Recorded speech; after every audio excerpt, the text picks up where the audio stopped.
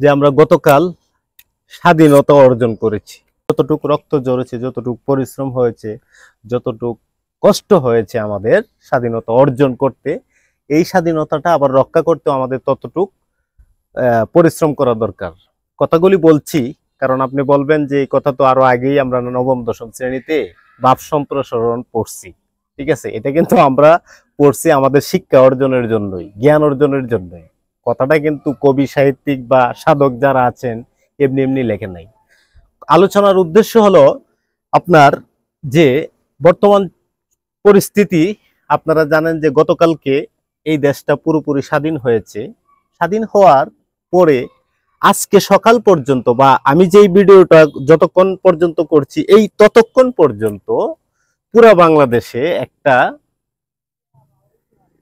মানে কেমন যেন একটা পরিস্থিতি সৃষ্টি হয়ে গেছে। এতে করে আমাদের স্বাধীনতা রক্ষা যে করছি, এই স্বাধীনতার বিপক্ষে কিছু অ্যাক্টিভিটিস চলে যেতে পারে ভাই।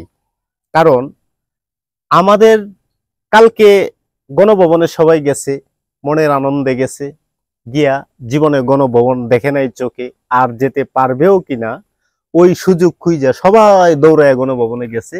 যে যার মতো লুটপাট কইরা বিভিন্ন জিনিস, AC, fridge, chair, table, sari, blouse, যে যেটা পারছে এটা নিয়ে আসছে। ঠিক আছে, মানলাম কালকে মানুষের ক্ষোভের বহিঃপ্রকাশ ঘটাইছে গণভবনের এই জিনিসপত্র লুটপাট কইরা, এটা আমি মেনে নিলাম। কারণ যেহেতু সবেমাত্র দেশ স্বাধীন হইল, স্বাধীন হওয়ার পর পর এরকম একটা স্পিড মানুষের মধ্যে থাকে, ক্ষোভ থাকে, এটাই স্বাভাবিক। কিন্তু কালকে সন্ধ্যার পর থেকে যে ঘটনাগুলো ঘটতেছে, ঠিক আছে, এগুলা কিন্তু দুঃখজনক ভাই।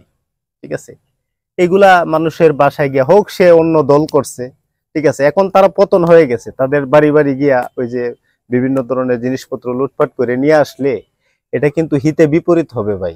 আরেকটা বিষয়, ইম্পর্টেন্ট বিষয়, যেটা আমাদের স্বাধীনতা রক্ষার ক্ষেত্রে অনেকটা স্বাধীনতার বিপক্ষে অনেকটা কাজ করতে পারে, সেটা হলো যে সংখ্যালঘুদের উপর অ্যাটাক করা। কালকে আমি বিভিন্ন নিউজে দেখতে পারছি যে আমাদের সংখ্যালঘু যারা আছে, অর্থাৎ অন্য ধর্মাবলম্বী যারা, তাদের উপরে শুনেছি যে নির্যাতন, তাদের বাড়িঘর পিটায়া আক্রমণ করিয়া তাদেরকে পিটায়া পাঠায়া অনেক অ্যাটাক করা হয়েছে।